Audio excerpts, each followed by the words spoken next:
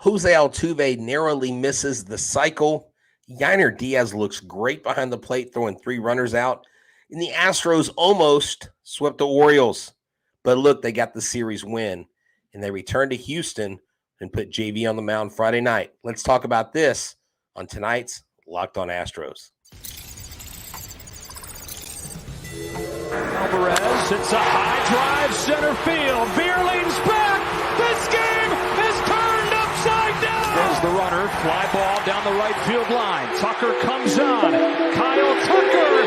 This time they finish the job. Hello and welcome to Locked On Astros, your daily Astros podcast. Here are your hosts, Eric the Man Huysman and Brett H-Town Wheelhouse Chancey.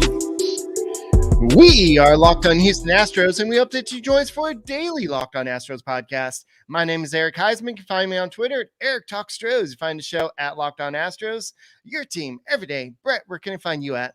They can find me at HM Wheelhouse on Twitter, Instagram, and TikTok. They can find me at Stros411 on Twitter, Instagram, and Facebook. Always positive, always Stros. All right, so the Astros almost rallied in today's game, and it would have been another late inning comeback for the Houston. Well, I guess the second game wasn't a late inning comeback, but they scored some runs. But this time they couldn't make the big rally, even though the bases were loaded. And unfortunately, that was just a bad situation. But the Astros did play good against one of the best teams in baseball. They took 2 out of 3. Altuve had a 4-hit game. He's actually on fire since coming back from the IL. Alvarez, on the other hand, is not. He did have a scorcher taken away from him today. Diaz had a home run today. He also threw out 3 runners at the plate. And so a lot of people are going to be saying this dude needs some more playing time. Jose Abreu, he has a pain in his back. I know he's been a pain in Astros fans' backs all year long. He's been a pain in the backside for Astros fans. Yeah. I thought you were going to say something else. No, I was trying to be a little politically correct there, but the Astros also have to decide who's going to be on first. It's the age-old question, who's on first, and we'll try to answer that in today's show. And also, guess what? For the first time since last season, Justin Verlander will be pitching for the Houston Astros at Minute Maid Park. Get your tickets, go to Game Time, and get that done. So, guys, thank you for making Locked On Astros podcast your first listen every day, whether it's on YouTube.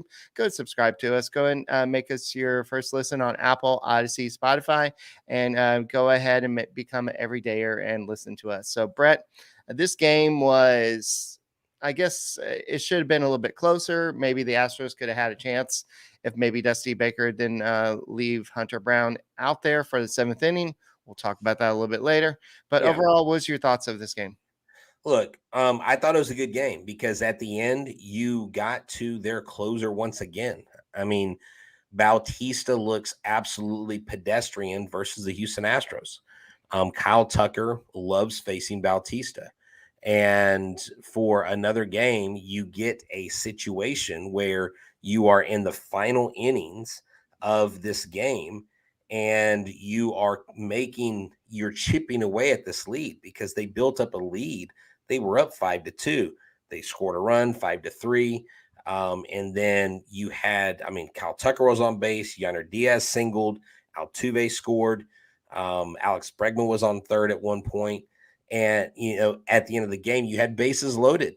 And, Singleton gets up, unfortunately pops up. This is still the best closer. Singleton, although we're rooting for him to do great things, that's a tough situation to put him in. Of course, any major leaguer that's going to strap on the helmet, get in the batter's box, get the wood and try to win the game, they're going to all tell you, I want to be that guy, Right. So they're not going to shy away from that. But that was a tough spot to put him in because, look, there was a wild pitch in this series of at-bats. And you would have liked to see, I kind of wish Diaz would have lifted the ball a little bit, maybe scored another run, but he got a hit. He got on base. And the Astros were never really out of it. When it got to 5-2, I was like, oh, okay, it's going to be out of reach. But they kept fighting. And look, they've handled the Orioles, the Rangers, and the Rays beautifully. And when I hear people talk about how they're worried about this team. This team's not going back to back, and they start the sky is falling and going to Chicken Little mode. They aren't focusing on the key teams that we play, the juggernauts that we've actually played really well against. And I think this is a good sign, Eric. A series win will take it. We would have loved to sweep.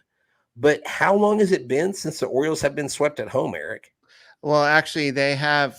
It's a 76 consecutive multi-game series. They have not been swept. They have Wow. not been swept. I believe since last season, at last May, and they have not been swept at Camden Yards since 2021, August of 2021.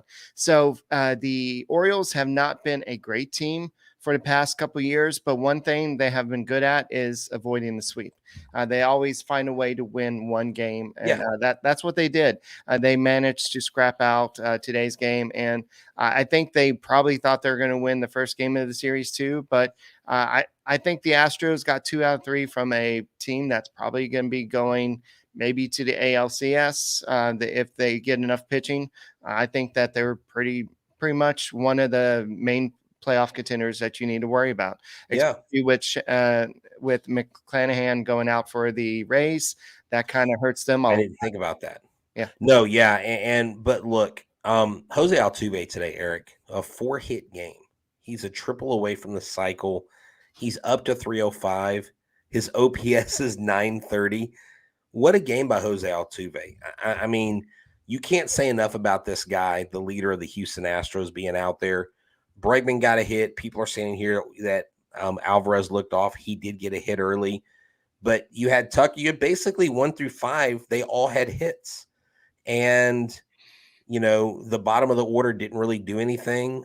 But, look, this team, I think, is poised for a playoff run.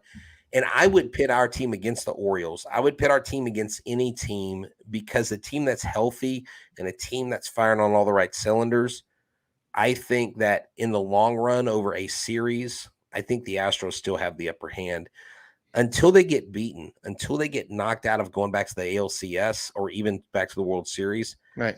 I just think that everybody, it's kind of us versus the world, right now. But nobody's really expecting us to do that because we haven't even taken first place in the West, Eric. Right. But we did hand the Orioles 2 losses. If the Astros can win 80% of their series left, or if they win the rest of their series in the season, they could possibly, I'm not going to say they're going to win every one, but if they win, let's say 75% of them, they could get the best record in the American League. That would be huge.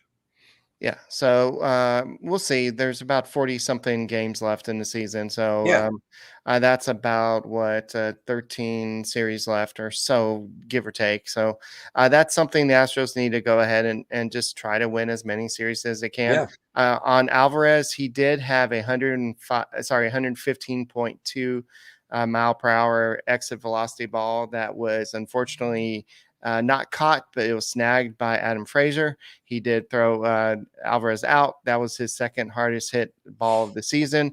And sometimes it's not how hard you hit it, it's just where you hit it at. And unfortunately, that just wasn't there. But he's still trying to rediscover his swing since coming back from IL.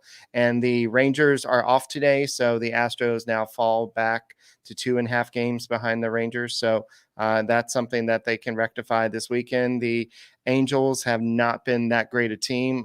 They decided to go ahead and keep Shohei Ohtani. They even made a trade or two to go and beef up for the playoff run, and they've kind of gone backwards a little bit. So we'll see what happens this weekend. It's always good to see Ohtani just play and everything. So we'll see how they do. But Justin Verlander will be on mound. We'll talk about that a little bit later. But in a second, we're going to talk about how good Diaz did. He did great, I think, in this game. And then we'll go a little bit deeper into what's going on with Jose Abreu. But this episode is brought to you by Sleeper. Yeah, Sleeper is an excellent app. Let me tell you, it is one of the funnest fantasy baseball apps. You need to swing for the fences with Sleeper. It's become the fastest organically growing fantasy platform in the world. You earn some of the highest levels of engagement per user in the industry. And that Sleeper, it's not just about sports, it's about building personal connections and lasting memories. Sleeper picks updates are right there. Like I'm looking right now, and if I were to take the Rockies and I were to take the Dodgers game, I can sit here. Freddie Freeman is picked at 1.5 hits this game. Do I want to go the over or the under? And what I do is I go to look at several players and what their probabilities are for each of these games. And Sleeper allows you to do that, and it's fun. I mean, you get quick payouts. They are dynamic. They're live. And with these dynamic payouts, it also becomes a thing where you have more stat categories to pick from. Built-in group chat functionality where you can see and copy your group's picks with the tap of a button.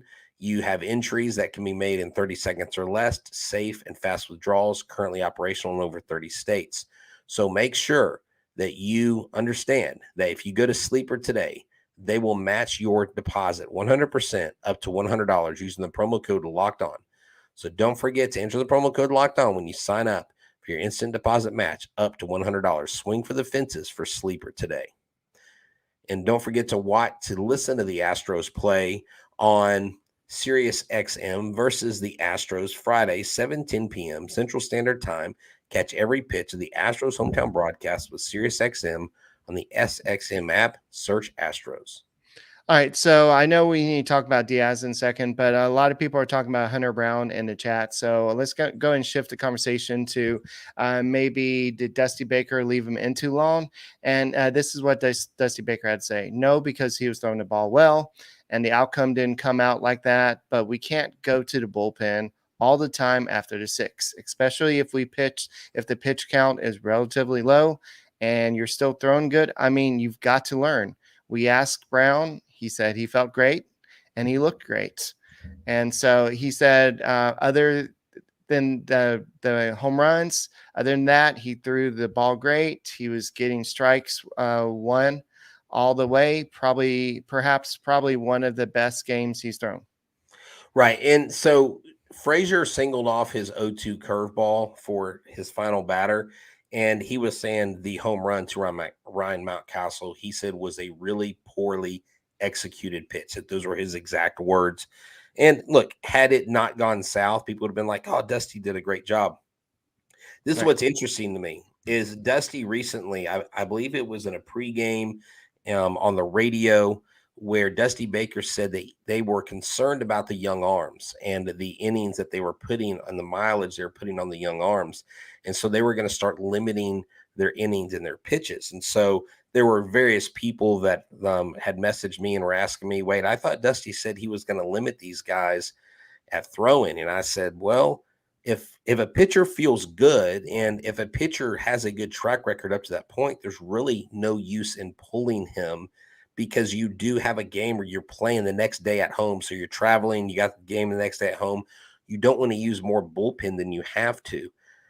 Pitchers make mistakes. Look, their job is to throw strikes. Sometimes you throw those strikes right at the heart of the plate, where someone like Ryan Mountcastle will absolutely abuse that kind of pitch. But I didn't see anything out there that made me think, oh my gosh, Hunter Brown needs to be pulled out right now. So that's going to happen.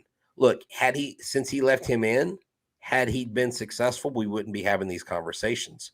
We do know Dusty's history. We do know the stories we've heard. We do know about, from the Cubs to the Reds to the Giants to the Nationals, the reputation that he built up over using pitchers. And I don't think that's where Dusty is anymore in his coaching career. It has been somewhat of a hodgepodge carousel because we've had a lot of injuries to deal with. Yeah. I really think he's dealt with it quite admirably. A lot of people would disagree with me, but I don't see why any emergency need to pull Brown out. Of course, we say that recency bias because he gave up the runs. Yeah, so Brown gave up a double to O'Hearn on a curveball. Then Mountcastle sent a slider, 391 feet for a 2-run homer. Then the Then you have the single by Frazier. So he just said, I felt good. I thought I made some good pitches in the last innings before, just kind of made a poor pitch to Mountcastle, and he sent it a long way. And a guy like that, if you make a bad pitch, it's like making a bad pitch to Alvarez when Alvarez is on. And Eric, and this is a powerful lineup. Look, you can't sit there and go, well, Dusty threw this game and Dusty kind of threw in the towel, and this is a powerful young this is a power hitting Orioles offense. And these guys attack the baseball. They are not scared to go up there and pitch. Hunter Brown is a rookie, and these things are going to happen. Yeah. But here's the thing. Even in a loss, Eric, they were still competitive. Even in a loss, they had a chance to win. And you walk away with the series. You've got 66 wins on the season. The Orioles have 71. I know we're chasing the Rangers, but we're also not that far behind the Orioles. So that is a good thing. We get another chance at them at home later in the season before the playoffs. So that right there could be an even bigger series than when we play the Rangers next. All right. So I do want to address David's comment here. He said Singleton won't be getting singles. He sucks. Why not pitch hit with the bases loaded? Here's why. Chas McCormick is out with injury he sustained in the game before. I think it was a bruised knee. And then you have Jose Abreu. He's dealing with the back issues. So I believe, doing the math, Martin Maldonado is the guy that's on the bench. So you want to go and pitch John Singleton, unless I'm missing somebody, for Martin Maldonado. And the only other person I think on the bench would be Kessinger at this point. Oh, yeah, right? I forgot about him. Yeah. But that's why they brought Singleton up. Yeah. They brought Singleton up to hit. It's one game, guys. I mean, I'm not saying he's going to be the savior. He's not going to be the hero, but it was just one game. So we don't know. We can't. Well, look, we've never said that John Singleton was going to be the key to this playoff puzzle or back-to-back puzzle. What I said, and what you've said quite a bit, is that whatever you get out of him, anything good you get out of him is icing on the cake. This is a low risk, high reward type of move. If it doesn't work, bring somebody else up. And he is going against Bautista. I mean, you act like the guy he popped out against isn't like the best closer in the game. And I know we've made him look pedestrian. That still doesn't mean that he doesn't have nasty stuff. Right. I mean, look, if Singleton gets a bloop out in the outfield, I'm still not saying, oh my gosh, he's the greatest hitter of all time. I'm saying he contributed. Look, yesterday, the day before, he got a walk. He got a walk. No, he got a walk in the first game. That was a key to the Astros kind of setting the table for that grand slam. Look, it's going to happen. Yeah. 70% of the time you're going to fail in baseball, and a lot of people fail 80% of the time. Give the guy a little bit of slack. He's on a comeback trail. Nobody expects him to be a Hall of Famer, but he's not going to shy away from the moment because he's been hitting really well in play. Some players fail 90% of the time. Who said that? Martin. Just kidding. Yes, I'm just kidding. All right. Somebody who did not fail in this game, I think we kind of missed it, was Altuve had 4 hits today. He had the home run, the 2 doubles, the single. I know you mentioned it, but he's actually hit safely in the last 12 games. He's 21 for 50 in that streak for a 420 average. And so that was after a 17-game absent due to injury. His batting average is up to 305. His OPS is up to 930. So this is a big improvement from what we've seen from Jose Altuve. And he's actually 12 hits shy of 2,000 for his career. Nice. And he also has 36 career 4-hit games. So what he's doing right now, he actually owns Camden Yards. I know you're talking about Kyle Tucker being the king of Camden Yards, whatever. But in 30 games, Altuve owns a 424 average, and it's his highest at any park, which he has played more than 10 games. So Altuve can be king of Camden Yards. Kyle Tucker is the Lord of Baltimore. That's what you said. Okay. Yeah, there you go. Lord of Baltimore. So we can have a king and a Lord. We basically, what have the Orioles won? They haven't won anything. Yes. I mean, not in the last 5 years anyways. Yes. So somebody is hurt and can't work right now, at least right now. But what happened after the middle game of the Orioles series? Apparently, Jose Abreu's back started acting up, in his words. And so it's discomfort, whatever you want to call it. But they decided that they're going to go ahead and give him a day off. And they're going to, he mentioned it to training staff after Wednesday's game, and he's been 3 for 35 over his last 9 games. He didn't play. So he's John been terrible. Singleton, John Singleton drew the start on Thursday, but Baker said, I can sort of tell by his swing and by his run. So he's going to get evaluated by a doctor when we get home. So we'll see. At this point, we feel fortunate to have Singleton here right now. So I don't think that the Astros are paranoid or freaking out or saying the sky's falling about the fact that Singleton was 0 for 3 with a walk. He did get a walk. He did get on base. So that's an improvement from him striking out left and right like he did early in his career. But it's Diaz. I don't think he has a lot of trust with Diaz playing first base, honestly. So would he play first base? Sure. But I think he's only played 27 innings this year at first base. I know what. Here's a novel idea. Now, I know JV is pitching Friday, but here's a novel idea. Why don't you let Diaz catch JV? It's not going to happen. But, dude, Diaz not only hit the long ball today, Eric, he threw out 3 runners. I mean, dude, he's gunning them down. This guy has got an absolute cannon. His pop time is phenomenal. His cannon is unreal. Now, I mean, didn't he throw out the catcher once or twice? Was it Brian McCann was like 2 of those, which he's James not the fastest guy? James, I'm sorry. Oh, not Brian. Brian's not playing baseball. McCann, Brian, James, whatever. They're all know what, McCann. Brett? Before we get too deep into Diaz, you know what Brian and James McCann can do? Even though I don't think they're brothers or anything, they could probably go to Hooters and have a beer and talk about catching and what it's like to be a catcher at the big leagues. That's right. And look, if you're going to go hang out at Hooters and watch the Astros play because maybe you don't have a chance to go to the game itself, Friday's $19.83 crab legs and $3 Blue Moon drafts anytime, $9.99 Michelob Ultra pitchers.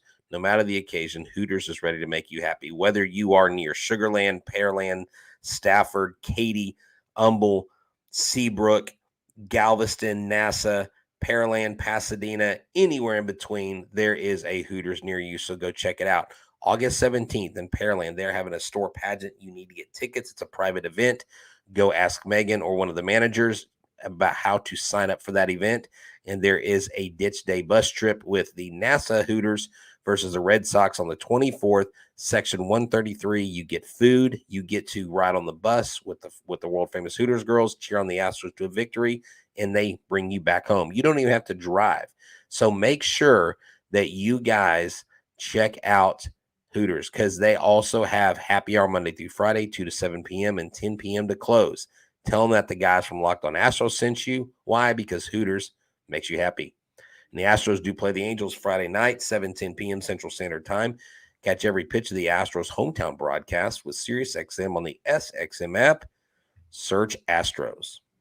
All right. So I love this quote. Before you get back to what Diaz did in this game. Go ahead. This is what Diaz said through an interpreter. I enjoy when they reach first base, and I'm there just waiting for them to see if they're going to try to run. I definitely enjoy that. And he also has thrown out 12 of 30 would-be base stealers on the season. That's a 40% rate. Wow. And the league is averaging about 21%. So he's got that. I know the Astros say that he's still developing as a catcher, right. And I think that's more towards like his game calling, that type. Right. But he's got the great. I think he's got excellent pop time. He's just going to be a sniper, as Indrid said down there. But I think that this guy is just going to be the future. But he's got to learn. And the Astros still have Martin Maldonado, who the Astros pitchers like to throw to him. So go and tell him what he did in today's game. Well, I mean, look, throwing these runners out, it was basically, why are you running on Diaz? That is the question here. But I love this other quote that we have of him here because I think it speaks to the kind of player he is. He says, whether I'm playing or not, just trying to maintain the same routine. There might be a couple days where I go without playing, but I go up there, step up to the plate, feel pretty good, see the ball well, and I feel on time. Look, growing up, I was a catcher. Now, I was a catcher in Little League, Pony League, Dixie League, stuff like that. So never really obtained a catching position at a high level of baseball, but I absolutely got a ton of joy out of throwing base runners out. I actually got in trouble for throwing 3 runners out in a game from my knees like Benito Santiago because my dad told me I should never try to throw out a runner from my knees, and I did that 3 in one game, and boy, I got the big head after that. I see when I was growing up, you were allowed to act like you were sliding and running to the catcher. So I had a couple guys try to mow me over, but I remember the adrenaline rush catching, and I can't imagine, like, you have this young catcher, this young up and coming catcher, and he's really, by all intents and purposes, Eric, he's blocked by a veteran, a former all-star, a gold glove catcher that a lot of people see the decline in his skills, but he's doing his part. While everybody's out there mad and upset and really in a tizzy about Diaz not starting, you know who's not? Yainer Diaz, because he understands the pecking order and he understands that when his time is now is when it counts. It's not about how many innings he's playing, it's what he does in those innings. So I love his mindset. And believe it or not, I think this is going to make him mentally tough down the road. This is a guy that's going to be in Nationals uniform for a long time, and we're only beginning to see what kind of talent this guy has. I absolutely love it. And I think everything will be fine with Diaz. Y'all keep freaking out. I promise you, Diaz is not stressing as much as most people are right now. So the Astros are 66-50 right now. They're second in AL West. They're 16 games over 500. So I think with everything the Astros have dealt with, other teams have dealt with stuff this year. I mean, so I'm not trying to have a pity party or something, but we've lost 3/5 of our rotation, and we found other pieces. JP France has been a great revelation for the Houston Astros, and the big piece that the Astros were counting on this year is Jose Abreu, and so now it's up to somebody to stand up. I don't know if Abreu is going to miss a lot of time. He could be back in the lineup tomorrow. We don't really know what's going to happen, but if John Singleton's going to get a look while Abreu's kind of out, then this is his chance to say, hey, let me show you what I can do. But I don't know if they're going to have Kessinger play first base. We've seen him play first base. And like I said, Diaz has 27 innings as for playing first base. So you got to find a way to get Diaz's a bat into the lineup, but it's hard. And I don't know where defense is really a defensive position to take on, because of his defense at first. Abreu's not great at first base. Abreu to Diaz, it's not like you're dropping off from a gold glove. Right. I'm Amanda asked, how do y'all feel about the calls Houston tried to challenge the fan interference and Myers? Look, I watched that home run. To me, it looked like the fan reached over the fence, and the home run should not have been counted. It should have been an out. I believe it wasn't Ryan Mountcastle. Was it Mountcastle's home run that was deep? I think it was deep left center field. A fan basically reaches over, and I mean, it should have been an out. It shouldn't have been a home run. And look, Astros are going to challenge it. Sometimes they're going to be successful. I've seen plays challenged, Eric, right, and the runner's clearly out or clearly safe, and they don't overturn it because they claim there's not enough evidence. That's probably, I didn't hear what they were going over, but I think that's probably, it was inconclusive. So yeah, it's going to happen. It's part of the game. So the Angels are now 58-58 on the season. So they're coming into town. They're facing, they're going to be facing, wait, am I on the right day? Justin Verlander is going against Reed Depners on Friday night. Okay. Yeah, I went too far. I was looking at Saturday's game. So yeah, Justin Verlander will be on the mound, and it's going to be Verlander has a 6-6 record with 3.11 ERA. Detmers has a 2-8 record with a 4.78 ERA. And as we saw from the guy that pitched for the Orioles today, he has 11-2 record or something, 11-4 record, and he has a 4-something ERA. So if you have a lineup that can support you, give you some run support, you can have a mid-4 ERA and still have a winning record. So, ERAs are up across the league, right. and they wanted it to be like that. That's why there's a pitch clock. Make no bones about that. It's about the offense now. So France and Anderson go Saturday, August 12th, and then August 13th. Urquidy and Silseth go on Sunday, right. For the Angels, and then we basically go out of town for the Marlins, and after that we come back after a day off, I believe, and have like a 7 or 9 game homestand. I think it's a 7 game homestand. So the Astros got their work cut out for them. The Angels, I don't know. They were pretenders. Like once they got Ohtani, they started winning. It was like, look, see, they made the right decision. Yeah. I still think, I'm sorry, Artie Moreno, I think that was one of the dumbest moves that a franchise owner can ever make. You had the ability, and actually, and I saw Ken Rosenthal say this. I agreed with it. He said he missed out when he didn't trade Ohtani last offseason. Right. Had he traded him last offseason, oh my gosh, the return, he could have already maybe started seeing the fruits of that labor. But I'm sorry, Ohtani's leaving Anaheim. He's probably going to be a Dodger, probably going to go somewhere else. But I just hope he stays in the National League. I mean, I hope he goes to the National League. Versus Verlander, Ohtani is in 20 at-bats, has 2 home runs, 3 RBIs, is batting 200. And Altuve in 10 at-bats has a home run against Detmers. So Dubon is batting 400, and McCormick is batting 667. So speaking of McCormick, I think we kind of touched on it, but Baker said it's just day-to-day. He's just having a bruised left knee, so it's nothing major. McCormick did he hit it getting out of bed or something? No, he was trying to make a catch on a triple by Rutschman. Oh, okay. So he just landed on a run. So he said, "I'm good. I'm just off today. I'll be in there tomorrow." So it's not anything to be concerned about, but it's just kind of bad when you're down 2 players, even though one of them is Jose Abreu. But Jose Abreu could still click, and so we'll see. We never know. I'm still hoping to get some benefit from his contract. But guys, thank you for making Locked On Astros podcast your first listen every day. Go ahead and check out the Astros versus Angels on Friday at 7:10 p.m. Central Standard Time. Catch every pitch of the Astros hometown broadcast with SiriusXM. Just download the SXM app and search Astros. My name is Eric Huysman. He is Brett Chancey. We are the Locked On Astros podcast, and Brett is going to say something clever as we exit. Imagine the TV deals that would pay for Ohtani's contract to bring him to Houston. Make it happen, Jim Crane.